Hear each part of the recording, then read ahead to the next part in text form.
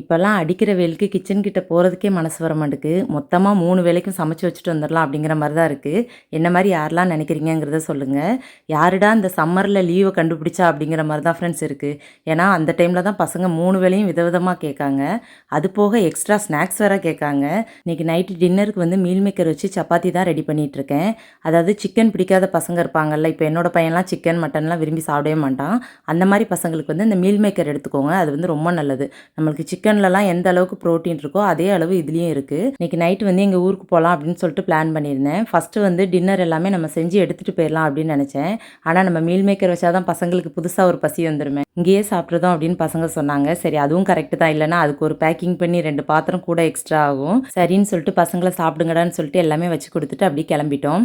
தம்பி வந்து லாஸ்ட் வீடியோவில் காமிச்சிருந்தேன். அப்போ சொல்லியிருந்தாங்க தம்பி வந்து ஸ்மைலிங் ஃபேஸ் கிடையாதா அப்படிங்கிற மாதிரி கேட்டிருந்தாங்க. அவன் நல்லா சிரிப்பான். பாப்பாவோட பார்த்தீங்க அப்படின்னா அவன் தான் நல்லா சிரிப்பான். ஆனால் அந்த வீடியோ அப்படின்ட்டு வரும்போது அப்படியே அமைதியாயிருவான். நான் சொன்னேன், தம்பி நீ சிரிக்க மாட்டேங்குன்னு சொல்கிறாங்கடா அப்படின்னு. சொன்ன உடனே தம்பி சிரிச்சிட்டான். நான் வீட்டுக்கு போன உடனே டிவி ஏசி எல்லாமே ஆன் பண்ணி விட்டுருவேன். நாங்கள் வந்து ரொம்ப ரேராக தானே போகிறோம், அதனால் வந்து யூஸ் பண்ணாமலே இருக்கும்.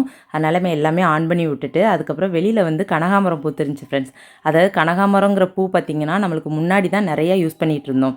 இப்போ அது பார்த்தாலே அது பட்டிக்காடுத்தனம் அப்படிங்கிற மாதிரி சொல்கிறாங்க, கிராமத்தில் உள்ளவங்க தான் வைப்பாங்க அப்படின்னு.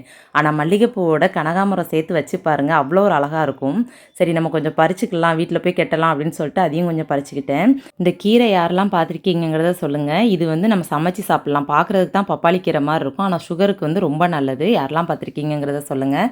ஓகே ஃப்ரெண்ட், வீடியோ பிடிச்சிருக்குன்னு நினைக்கிறேன். வீடியோ பிடிச்சா லைக் பண்ணுங்கள். அடுத்த ஒரு சூப்பரான வீடியோவில் பார்க்கலாம். பாய்.